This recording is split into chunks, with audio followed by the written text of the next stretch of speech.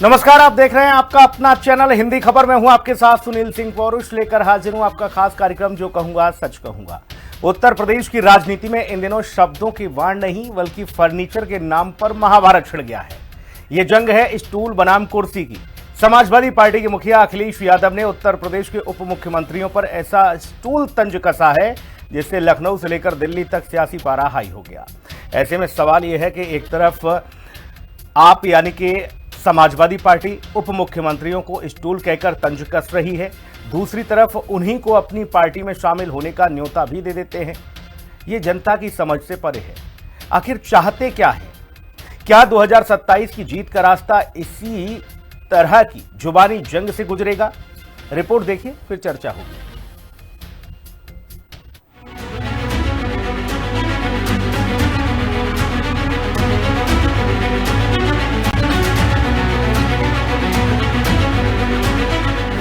UP की सियासी लड़ाई स्टूल पर आई। केशव ब्रजेश के तीरों से बचेंगे सपाई। केशव और ब्रजेश पर अखिलेश के तंज। यूपी की सियासत में स्टूल पर जारी जंग। उत्तर प्रदेश की राजनीति में तूतू में कोई नई बात नहीं है, लेकिन इस बार मामला प्रोटोकॉल से हटकर स्वाभिमान और कद तक जा पहुंचा है। अखिलेश यादव ने एक वीडियो शेयर किया और यूपी के दोनों डिप्टी सीएम केशव प्रसाद मौर्य और ब्रजेश पाठक के इस वीडियो के साथ व्यंग्यात्मक गीत जोड़ा गया। दुनिया के ठगों से बचना जरा। और टिप्पणी की गई कि दो स्टूलों को मिलाने से कुर्सी नहीं बनती। अखिलेश के इस तंज पर डिप्टी सीएम केशव प्रसाद मौर्य ने पलटवार किया और कहा, आदरणीय श्री अखिलेश यादव जी, एक फिट और हिट जोड़ी से आपका घबराना निहायत ही जायज है।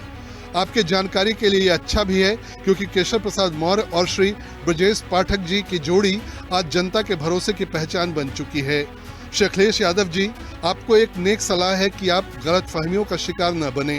यशस्वी प्रधानमंत्री श्री नरेंद्र मोदी जी के कुशल नेतृत्व और माननीय केंद्रीय राज्य मंत्री पंकज चौधरी जी और सरकार का नेतृत्व करने वाले माननीय मुख्यमंत्री योगी आदित्यनाथ जी, माननीय उप मुख्यमंत्री श्री ब्रजेश पाठक जी और मेरे साथ समूचा भाजपा नेतृत्व और हर एक भाजपा कार्यकर्ता चट्टान की तरह एकजुट है। आपकी सपा को सफा करने का हमारा संकल्प अटल है। बांटो और सत्ता हथियाने की आपकी सारी कसरत धरी की धरी रह जाएगी। समाजवादी पार्टी की गुंडागर्दी और अराजकता हमेशा के लिए दफन हो जाएगी। 2017 और 2022 में आपका और आपकी समाजवादी पार्टी का जो हश्र हुआ, उससे भी बुरा हाल 2027 में होने जा रहा है। ये गांठ बांध लीजिए। केशव मौर्य के पलटवार पर सपाई आग बबूला हो गए और अपने सहयोगी कांग्रेस के साथ मैदान में उतर आए। ऐसे में भाजपा के सिपाही भी कहां पीछे रहने वाले थे, वो भी जंग मैदान में दो हाथ करने कूद पड़े। भारतीय जनता पार्टी में जो पीडीए के नेता हैं, ओबीसी नेता हैं, लगातार उनकी उपेक्षा की जाती है। इसमें कोई मतभेद नहीं है। अब तो जो ब्राह्मण नेता हैं उन्हें भी दरकिनार किया जा रहा है। इसलिए माननीय अखिलेश यादव जी ने कहा था कि दो स्टूल मिलके एक कुर्सी नहीं बन सकते हैं। इन्हें ध्यान देना होगा कि भारतीय जनता पार्टी की जो वर्तमान नीति है वो पिछड़ों के खिलाफ है, दलितों के खिलाफ है, अल्पसंख्यकों के खिलाफ है और ब्राह्मणों के भी खिलाफ है। ये सिर्फ और सिर्फ एक जाति विशेष की सरकार चल रही है, जो अब आने वाले दिनों में बिल्कुल नहीं होगा। पीडीए एकजुट है और 2027 में सत्ता परिवर्तन तय है। परिवारवाद की राजनीति करने वाले लोग आज भारतीय जनता पार्टी जैसे बड़े परिवार पर उंगली उठा रहे हैं। अपने चाचा को संभाल लें, अपना परिवार संभाल लें, अपनी पार्टी संभाल लें और एक बहुत बड़ी टूट समाजवादी पार्टी में फिर 2026 के अंत में देखने को मिलेगी। आज जिन हाथों में देश है, देश का भविष्य, देश का विकास है और जनता जिसको बार बार चुनना चाह रही है, तीसरी बार केंद्र में और तीसरी बार उत्तर प्रदेश में भी योगी आदित्यनाथ की सरकार बनने जा रही है। ये लड़ाई दरअसल पिछड़ों के नेतृत्व की है। अखिलेश दिखलाना चाहते हैं कि बीजेपी में पिछड़ा नेतृत्व कमजोर है, वहीं केशव मौर्य इसे समाजवादी पार्टी के गुंडागर्दी बनाम बीजेपी के सुशासन की लड़ाई बना रहे हैं। सवाल अब यह है कि क्या मर्यादा की भाषा राजनीति से गायब हो चुकी है? क्या स्टूल और सफा जैसे शब्दों से वोट बैंक सत्ता है? 2027 की जंग के लिए अखिलेश अभी से हुंकार भर रहे हैं तो बीजेपी अपने अटल संकल्प के साथ मैदान में है। जुबानी जंग तेज है, लेकिन जनता की अदालत में फैसला इस पर होगा कि कुर्सी किसे मिलेगी और किसे स्टूल पर भी जगह नहीं मिलेगी। लखनऊ की सड़कों से लेकर सोशल मीडिया के गलियारों तक ये स्टूल वाली सियासत अभी और गरमाएगी। देखना दिलचस्प होगा कि 2027 के महासंग्राम में कौन किसे सफा करता है। लखनऊ से विक्रम सिंह राठौर, राहुल श्रीवास्तव और लालचंद के साथ ब्यूरो रिपोर्ट, हिंदी खबर। मेहमानों से आपको मिलवा देते हैं। संजय सिंह, नेता भारतीय जनता पार्टी, हमारे साथ हैं। संजय जी, स्वागत है आपका। जितेंद्र वर्मा जी, प्रवक्ता समाजवादी पार्टी, हमारे साथ हैं। जितेंद्र भाई, आपका बहुत स्वागत है। डॉक्टर शिवानंद हुलियालकर जी हमारे साथ, प्रवक्ता कांग्रेस से मौजूद हैं। शिवानंद जी का बहुत स्वागत है, वो अपने कुछ ही क्षणों में हमारे साथ मौजूद होंगे। और वरिष्ठ पत्रकार विश्वनाथ मिश्रा जी हमारे साथ इस चर्चा में मौजूद हैं। विश्वनाथ मिश्रा जी, आपका बहुत स्वागत है। विश्वनाथ मिश्रा जी, पहले केशव मौर्य को ही कहा जाता था कि ये स्टूल मंत्री हैं, अब ब्रजेश पाठक भी उसमें शामिल हो गए। बोले 2 स्टूल मिलकर भी कुर्सी नहीं बन पाएंगे। यानी उस तासीर को अखिलेश जी भी समझ रहे हैं। वो जान रहे हैं कि कुर्सी वाला मामला ज्यादा बड़ा है। ये इस जो तंज किया गया दोनों को लेकर, इसके क्या सियासी माने आप देख पा रहे हैं? और जिस 27 तक स्टूल वाला मामला और ज्यादा गरमाएगा।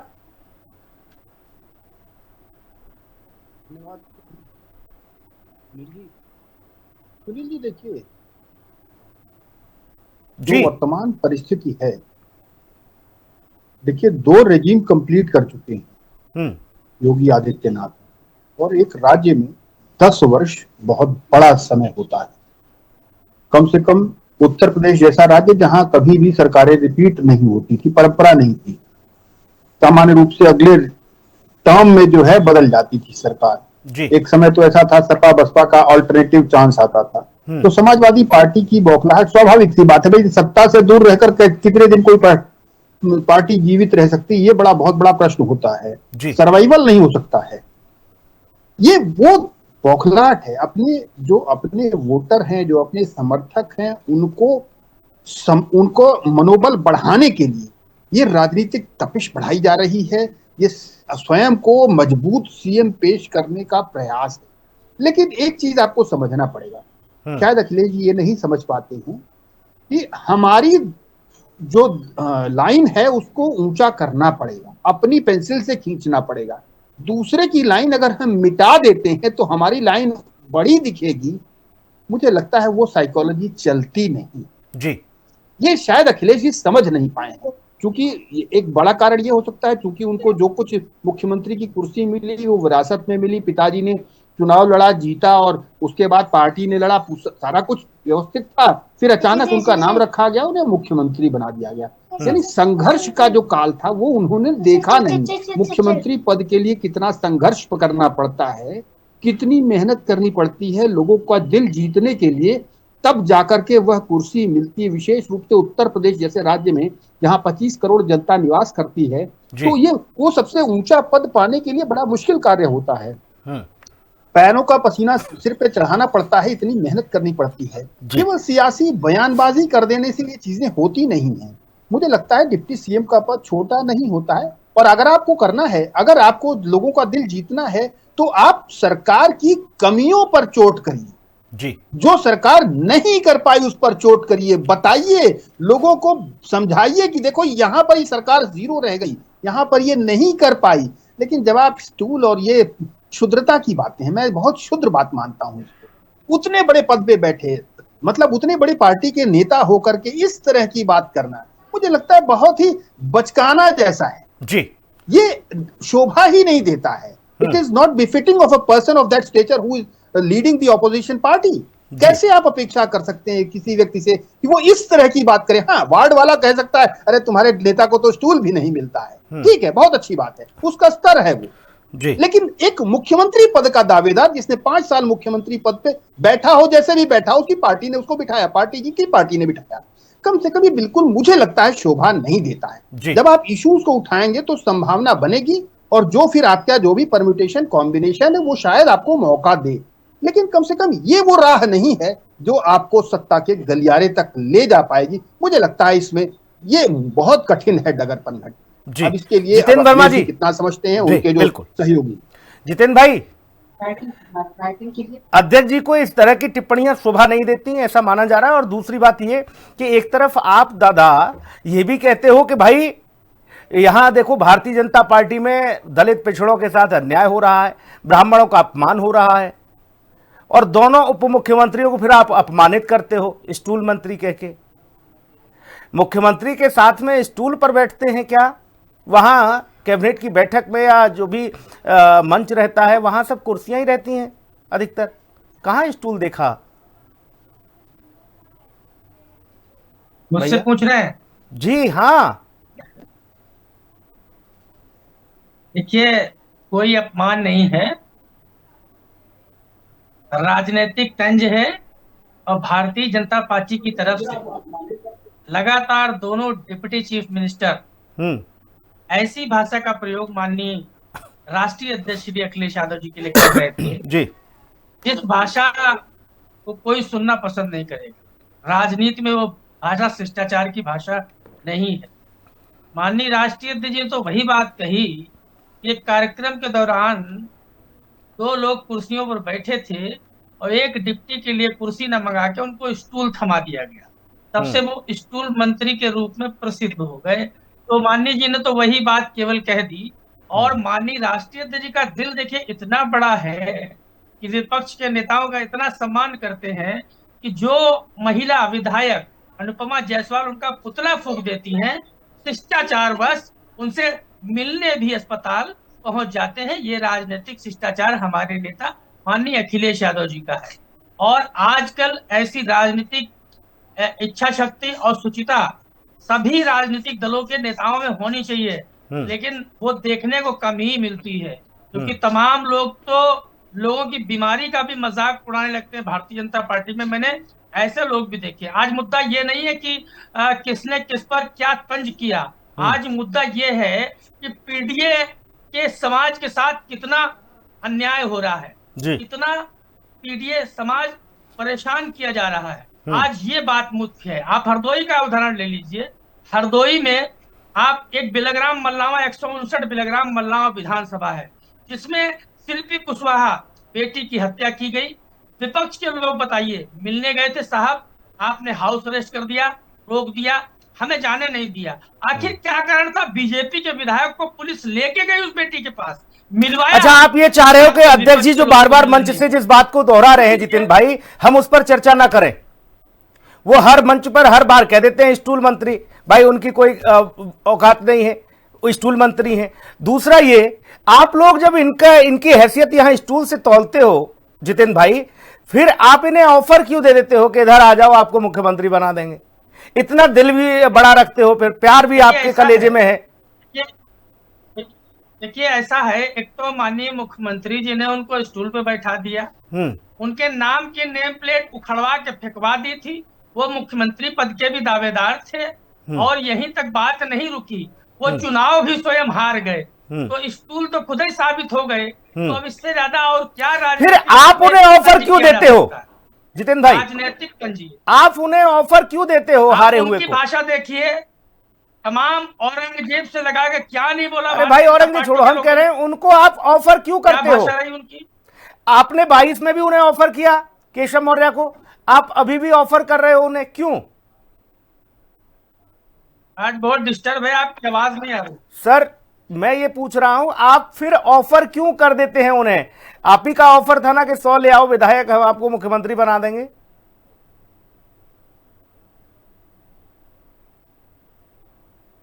जितिन भाई, टेक्निकल फॉल्ट है क्या आपकी आवाज? भाई आवाज देखिए जितिन भाई तक ठीक से नहीं पहुंच पा रही है, कनेक्ट करिए दोबारा से। संजय सिंह जी की टिप्पणी ले लेता हूं। संजय सिंह जी, मसला अब और ज्यादा बड़ा होता जा रहा है। हालांकि जो बात विश्वनाथ मिश्रा जी ने कही कि देखिए भाषा की मर्यादा रहनी चाहिए, और खासतौर पर उन नेताओं को तो संयम बरतना चाहिए जो बड़े बड़े फलक पर हैं, यानी कि अखिलेश यादव जी और बाकी जो भी बड़े नेता हैं, उन्हें भाषा की मर्यादा रखनी चाहिए। मेरा सवाल यह है सर, एक तरफ अखिलेश यादव केशव मौर्य को स्टूल मंत्री कहते थे, अब वो ब्रजेश पाठक को भी कह रहे हैं। आप लोगों ने इसके कुछ मायने निकाले हैं, वो कह रहे हैं कि देखो भाई ब्राह्मणों पर भी अत्याचार हो रहा है और दलित पिछड़ों पर भी अत्याचार हो रहा है, एक जाति विशेष की सरकार चल रही है। संजय भैया, जी। आप लोग सबका साथ सबका विकास की बात करते हो, क्यों? हाँ, बिल्कुल बिल्कुल बिल्कुल। देखिए, विश्वनाथ मिश्रा जी जो हमारे वरिष्ठ पत्रकार हैं, उन्होंने अपने उसमें बहुत अच्छी बातें कही। वास्तव में है क्या, देखिए 10 साल विपक्ष में करीब करीब हो जाएगा अखिलेश यादव जी को रहते रहते। इन्होंने सपने में भी कल्पना नहीं की थी कि हमारी ये दुर्गति होगी।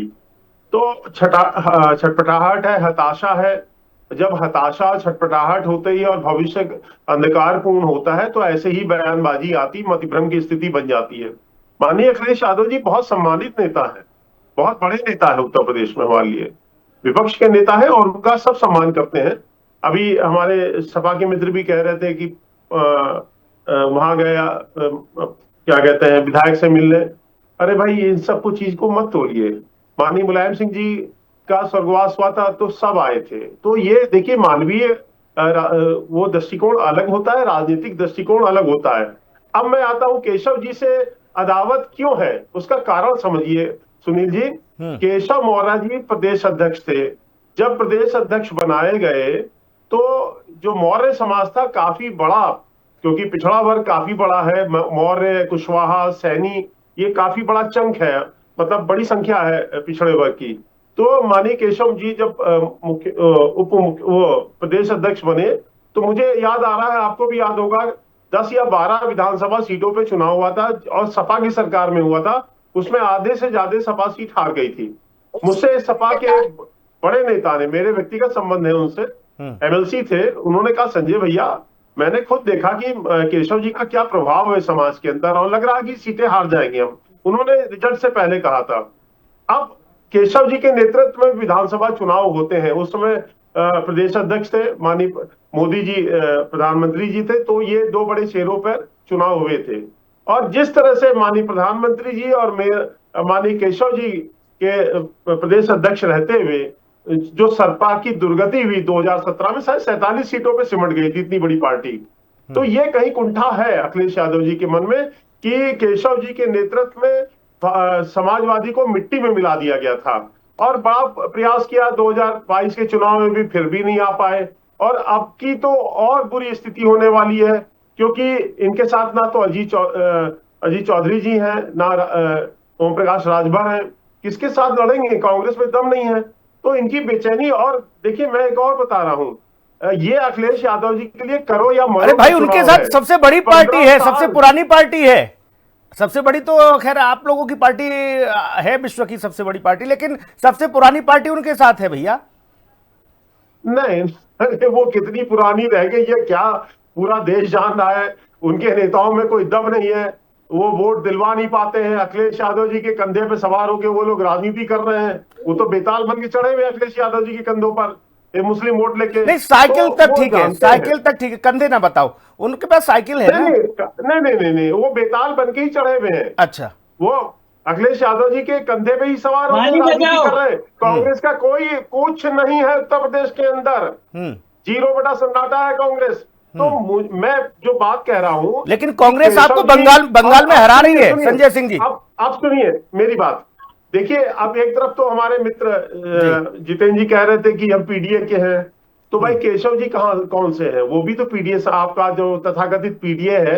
हम तो पीडीए नहीं बोलते क्योंकि आप डरते हो हिंदू नाम लेने से।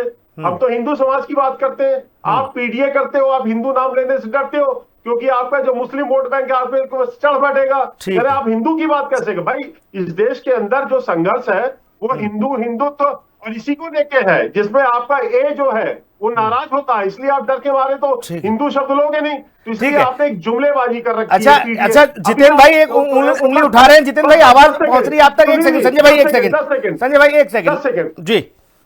जितेंद्र भाई, आवाज पहुंच रही है आप तक? हाँ। आप लोग भैया केशव मौर्य जी से इसलिए खफा हो, इसलिए खौर खाए हो कि केशव मौर्य जी ने आपकी लुटिया मार दी थी। अब देखिए, ऐसा है, हाँ, ये भारतीय जनता पार्टी को घमंड है। हाँ, वो हमने घमंड 2024 में चूर चूर कर दिया। विधानसभा चुनाव को बताओ। इनका नकली राम भी चुनाव हारते हारते बच गया। हाँ, अयोध्या में तो भगवान राम ने उनको पटक दिया उठा के।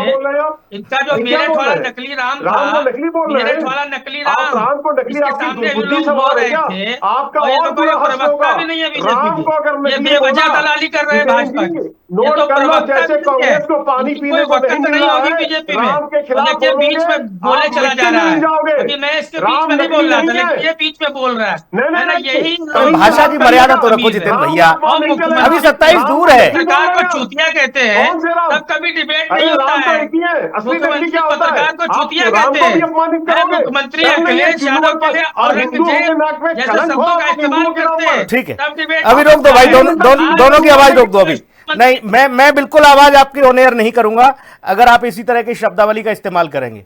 एक जिम्मेदार चैनल होने के नाते मैं आपको अलाउ नहीं कर पाऊंगा इस तरह की भाषा के लिए। आपसे निवेदन है, आप सम्मानित हैं, तो भाषा की मर्यादा रखनी होगी।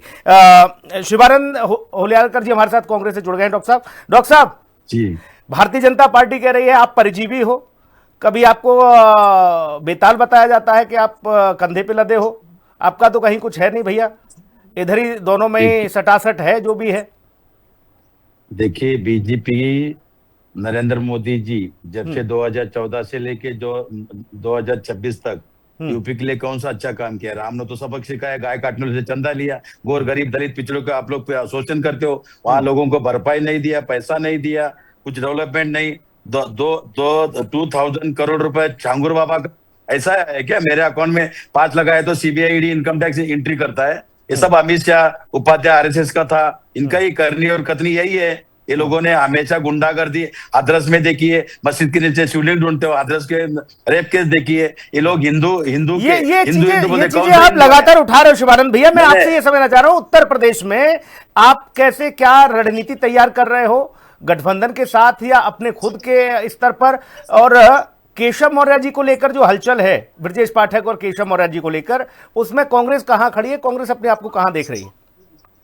सर देखिए, आने वाले दिन में उत्तर प्रदेश में अखिलेश यादव और कांग्रेस पार्टी इंडिया गठबंधन नंबर 1 पे यूपी में रहेंगे। उत्तर पूर्वांचल में भी हलचल कर दिया हमने। ब्रिजभूषण भूषण जी जो डिस्कस हुआ, राजा भैया उनके साथ जो डिस्कस चल रहे उसमें निर्णय होगा और अच्छा न्यूज आएगा। बीजेपी कुछ भी नहीं है। योगी आदित्यनाथ सिर्फ हिंदू मुस्लिम करना, गुंडागर्दी, बुलडोजर बाबा, गरीबों को घर गिराना। इन्होंने मुद्रा लोन कितना दिया पूछे इनको। इन्होंने एमएससीबी लोन कितना दिया किसान को? किसान का कितना इन्होंने दे दिया बताइए? कुछ नहीं दिया। करनी और कतनी इनका अलग अच्छा है। शिवानंद भाई, आपके लिए मुश्किल नहीं हो जाएगी उन्हीं ब्रजभूषण पर आप जो निगाहें टिकाए हो, जिनसे आप उम्मीद कर रहे हो, जिन पे बलिहारी जा रहे हो इस समय, वही ब्रजभूषण को लेकर अब तक आप आंदोलन कर रहे थे, भाजपा को घेरते हो। देखिए अखिलेश यादव जी कांग्रेस पार्टी के साथ, हमारा नेता जननायक राहुल गांधी जी अलायंस है हमारा इंडिया गठबंधन। जो भी डिसीजन होगा हाईकमांड डिसीजन लेंगे। मैं इतना बड़ा नहीं हूं। दूसरी बात सर, उत्तर प्रदेश में बीजेपी हारने जा रहे। अच्छा शिवानंद भैया, आपके कथन के अनुसार भाजपा हार रही है 27 में, फिर आपका मुख्यमंत्री कौन होगा? हमारा मुख्यमंत्री महिला रहेंगे डिंपल यादव जी, और होम मिनिस्टर अखिलेश यादव जी रहेंगे। बताओ, अरे भैया आप दोनों, अच्छा डिप्टी सीएम और मुख्य सीएम ऐसा बता दिया आपने। बोले डिंपल जी उप मुख्यमंत्री रहेंगी, अखिलेश जी मुख्यमंत्री रहेंगे। खुश हो जाओ भैया, लड्डू खाओ जितेंद्र वर्मा। सर अखिलेश यादव उप मुख्यमंत्री रहेंगे। लो नहीं सर, डिंपल यादव जी महिला अब चीफ मिनिस्टर रहेंगे। हाँ, अखिलेश यादव जी सेंट्रल में होम मिनिस्टर रहेंगे। अच्छा प्रधानमंत्री मैं समझ गया, प्रधानमंत्री मैं समझ गया। तो ठीक, प्रियंका गांधी क्या करेंगी? नहीं ठीक है, वो वित्त मंत्री बनेंगी भाई। हेलो वित्त मंत्री, रक्षा मंत्री। संजय जी, ठीक, आप लोग जेल में जाने के लिए रेडी रहिए। सिर्फ करनी और कत्नी आप लोगों ने 12 साल में गोर गरीब दलित पिछड़ों, ठीक है शिवानंद भैया, ठीक है। जनगणना नहीं किया। मैं भाई प्रणाम करता हूँ आपके पास। कुछ भी डॉक्टर साहब, आपके पास तो बहुत दूर तक की जानकारी, आपने 29 सब क्लियर कर दिया। मैं तो 27 की चर्चा करने आया था। ठीक है शिवानंद, ठीक है, अच्छी बात है। विश्वनाथ मिश्रा जी, ये कसक 2017 की तो नहीं है माननीय अखिलेश जी के मन में? क्योंकि केशव मौर्य ही वो खिलाड़ी थे जिन्होंने समाजवादी पार्टी को भाजपा के अध्यक्ष रहते उत्तर प्रदेश में निस्ते नाबूद कर दिया था सियासत में। इसलिए तब से शायद खटक रहे हो। कभी कभी होता है कि ठीक है हम सामने से वार नहीं करेंगे, लेकिन हम इस घाव को, इस जख्म को भूलेंगे नहीं। जब दाव पड़ेगा, जब मौका लगेगा तो बता देंगे। वो वाली स्थिति है क्या?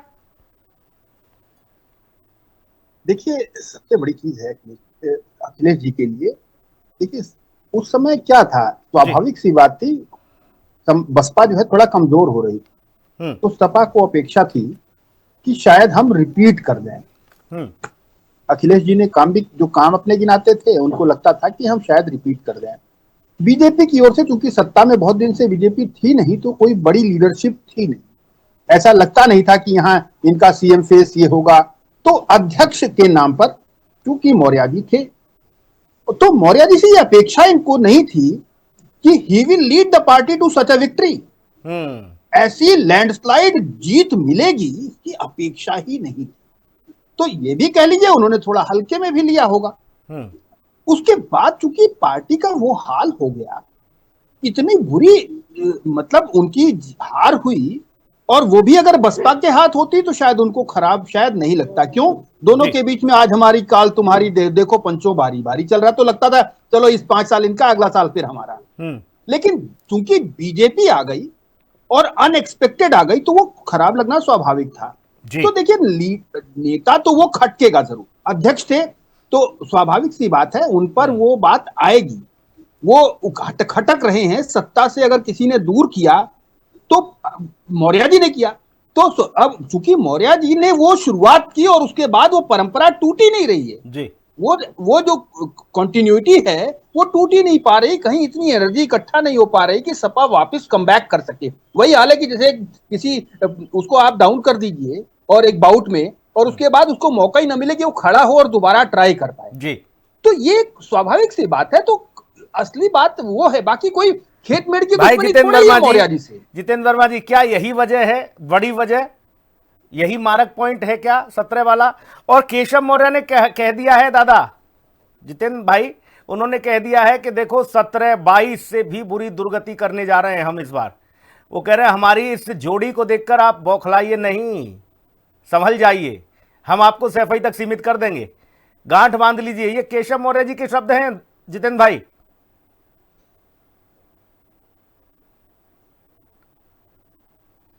जितेंद्र वर्मा, आवाज आ रही है आपको? जी जवाब दीजिए भैया। इनकी बात मुझे नहीं सुनाई दी। अच्छा, मेरा सवाल सुना आपने?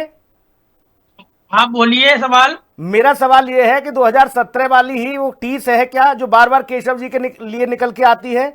और दूसरा, केशव प्रसाद मौर्य कह रहे हैं कि गांठ बांध लो, 17-22 से भी ज्यादा बुरी दुर्गति 27 में करने जा रहे हैं।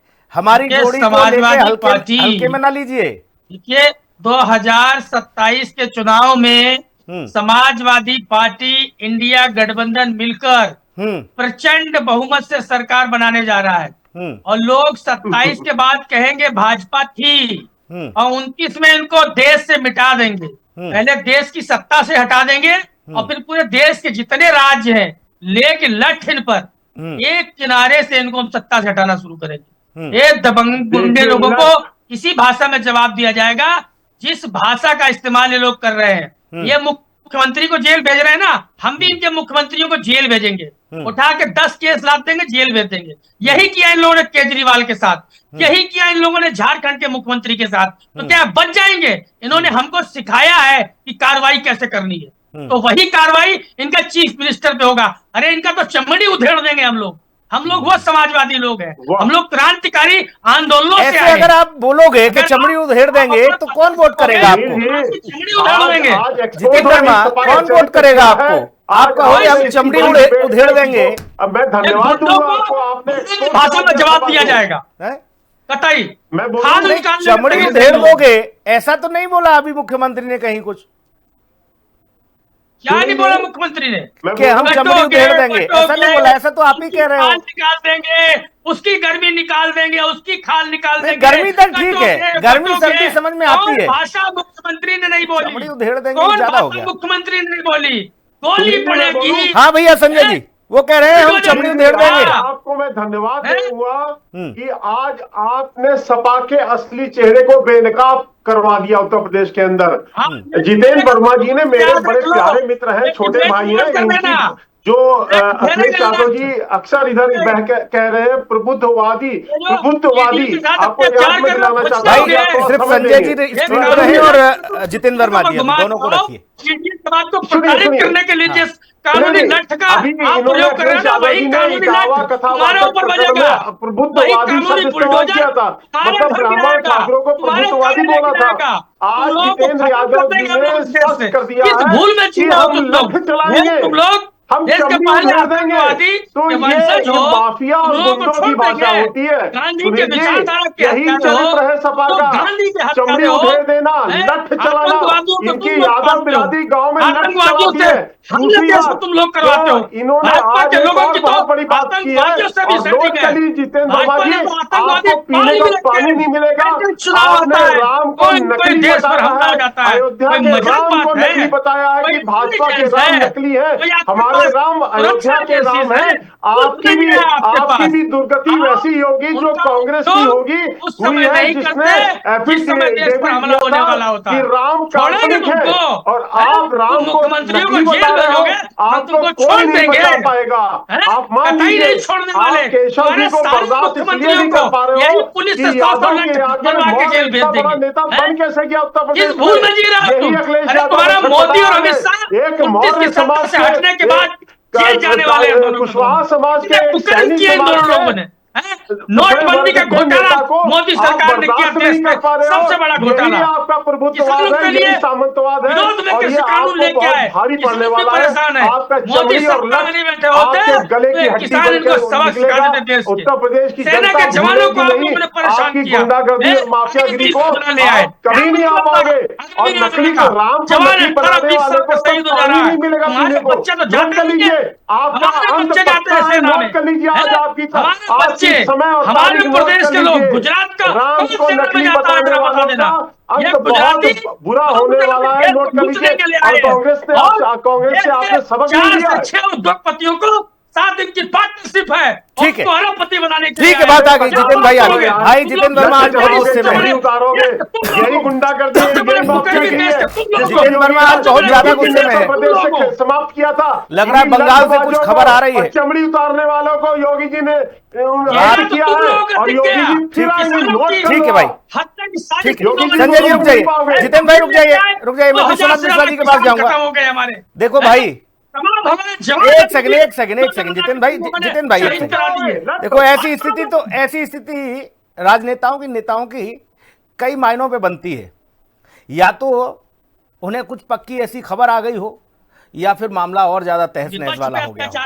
ऐसा कुछ ना कुछ गड़बड़ है, ऐसा तो नहीं है कुछ। विश्वनाथ मिश्रा जी, बंगाल से कोई खबर आ रही हो इसलिए ज्यादा उत्तेजना में है सपाई, और खबर आ भी रही है तो किस तरह की? ये तो चमड़ी उधेड़ने की बात कर रहे हैं जितेंद्र वर्मा। वो कह रहे हैं कि मोदी और अमित शाह के साथ योगी सबको हम जेल में डालेंगे। अब सारा ठेका समाजवादी पार्टी ने लिया है। बोले तो आपने दिल्ली वालों को जेल भेजा, आपने झारखंड वालों को जेल भेजा, हम सबका हिसाब लेंगे। सबका एक फिल्म में डायलॉग नहीं था, सबका बदला लेगा रे तेरा फैजल है। अब सुनील जी, पता नहीं ये इनका इंटेंटेड है, इंटेंशन है इनका, या बाकायदा या बाय चांस जोश में कह गए हैं, मैं नहीं कह सकता। या पार्टी लाइन ये कहती है, ये भी मैं नहीं कह सकता जी। कल को लेकर के हो जोश भरने का कोई पर्पस तो है नहीं। जो वोट हो चुका है वो वोट हो चुका है। सुबह से कितने बाल सामने आ जाएंगे, समझ में आ जाएगा, उसमें कोई बदलाव होना नहीं है जी। तो इस जोश का मुझे कोई कारण समझ में नहीं आता है। हाँ।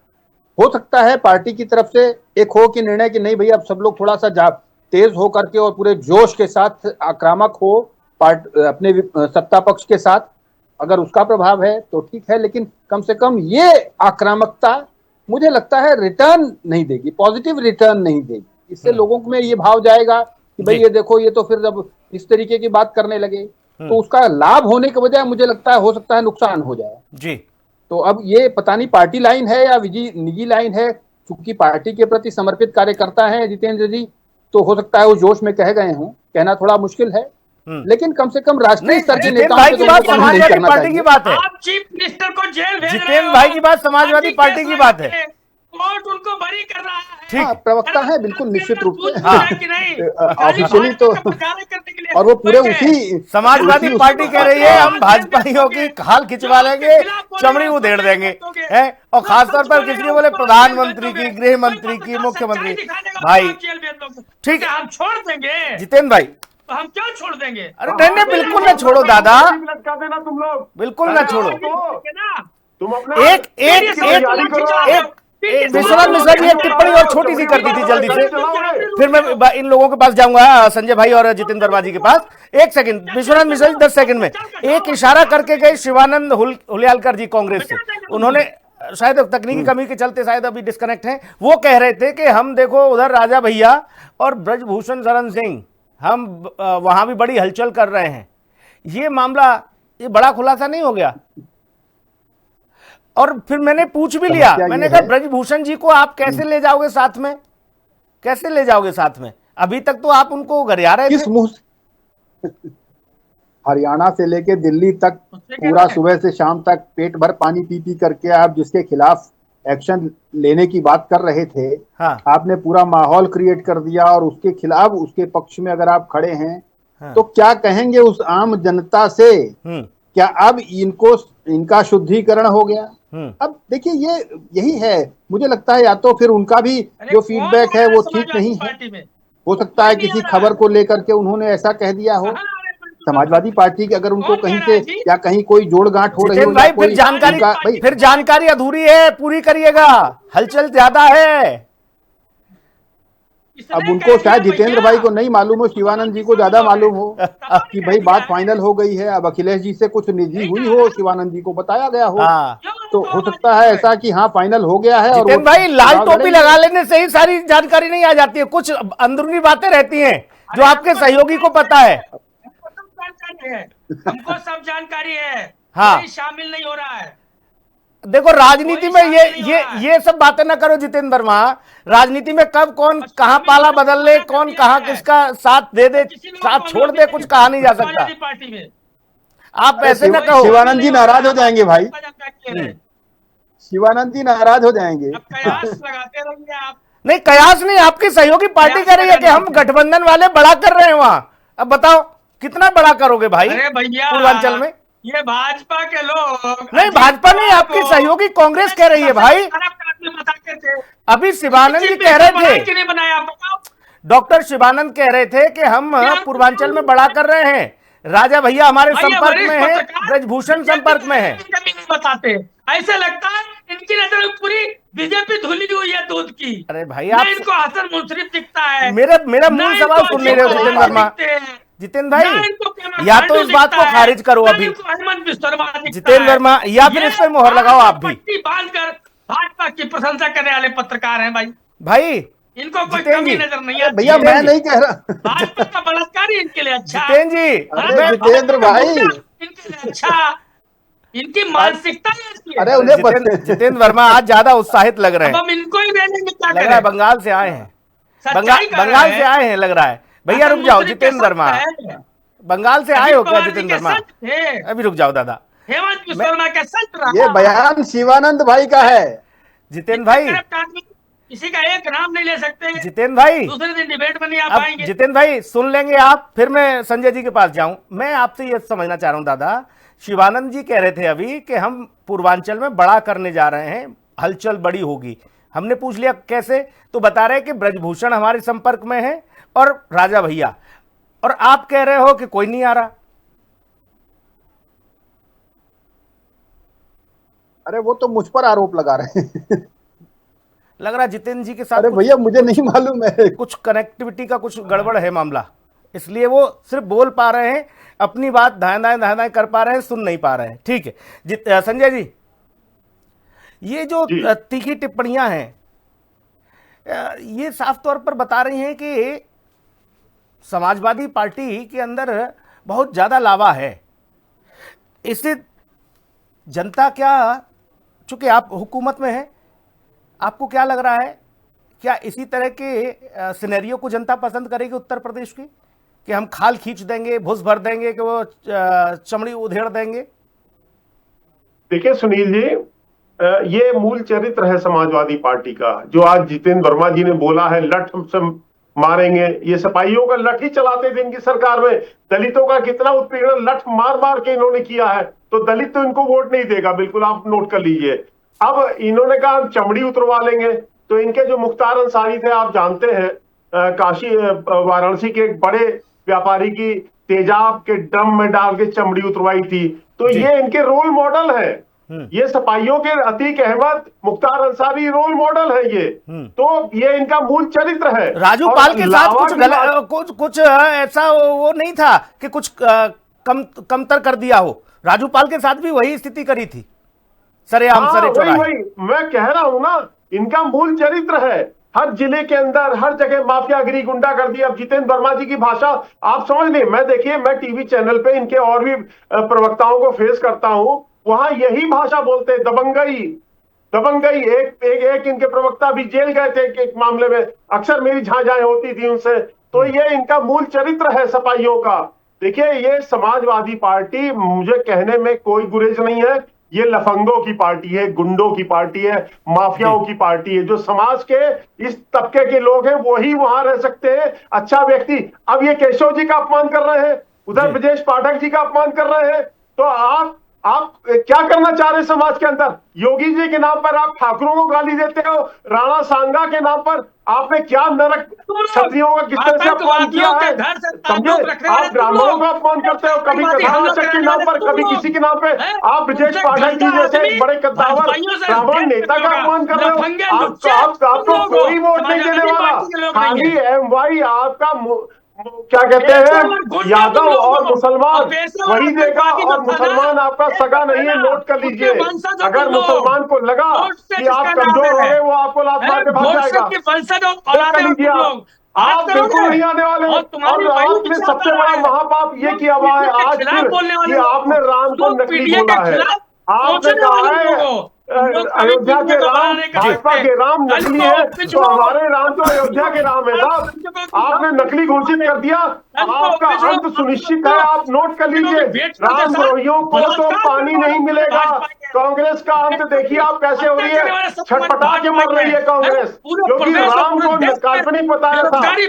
और दुर्गति कांग्रेस की होगी। आपने कोई सबक नहीं लिया राम के खिलाफ, आपने जो किया है पाप। आप लोग महापापी हो, आप लोग महापापी हो, धर्म विरोधी हो, हिंदू विरोधी हो, राष्ट्र समाज के विरोधी हो।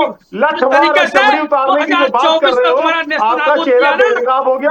मैं आज हिंदी खबर चैनल को धन्यवाद दूंगा कि सपा के असली चेहरे को बेनकाब जैसी भाषा टीवी में बोलोगे उसी भाषा में जवाब दिया जाएगा। ऐसा नृत्य बजाएंगे, साथ भाजपाइयों की याद रखेंगे, याद रखोगे, मार मार के लाठी जेल भेजेंगे तुम लोग। याद रखना इस चीज को, सारी गुंडे घुस जाएगी, जेल भेज देंगे, तुम्हारा बुरा हाल कर देंगे, याद रखना।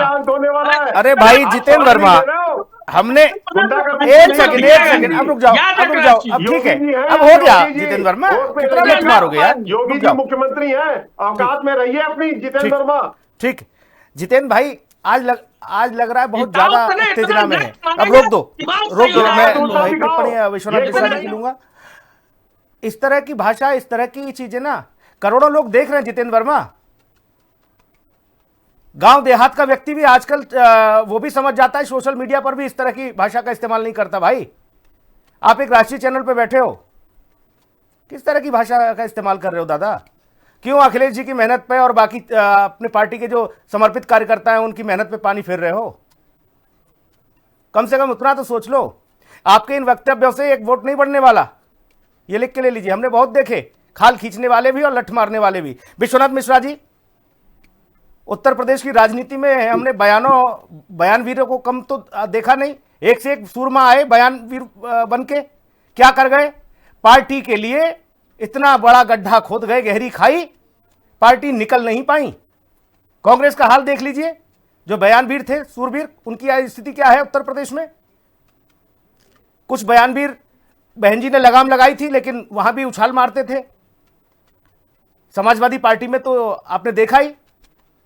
और फिर मैं ये समझ नहीं आया अब तक मेरे विश्वनाथ मिश्रा जी, स्टूल की बात होती है कि स्टूल पर भाई बैठा दिया, स्टूल मंत्री हो गए, उन पर ठप्पा लग गया। जब कैंपेन चल रहा था ना 22 का, और जब चाचा शिवपाल साथ आए थे अखिलेश जी के, उस जिस बस में सवार थे ना जितेंद्र वर्मा, आप लोग जो चुनावी प्रचार में निकले थे उस रथ यात्रा को लेके, वहां डंडे पे बैठे थे चाचा। कहां बैठे थे? डंडे पे, जहां कंडक्टर टिकट नहीं काटता है, जहां खड़े होके डंडे पे बैठ के, वो चाचा की ये स्थिति कर दिए थे आप।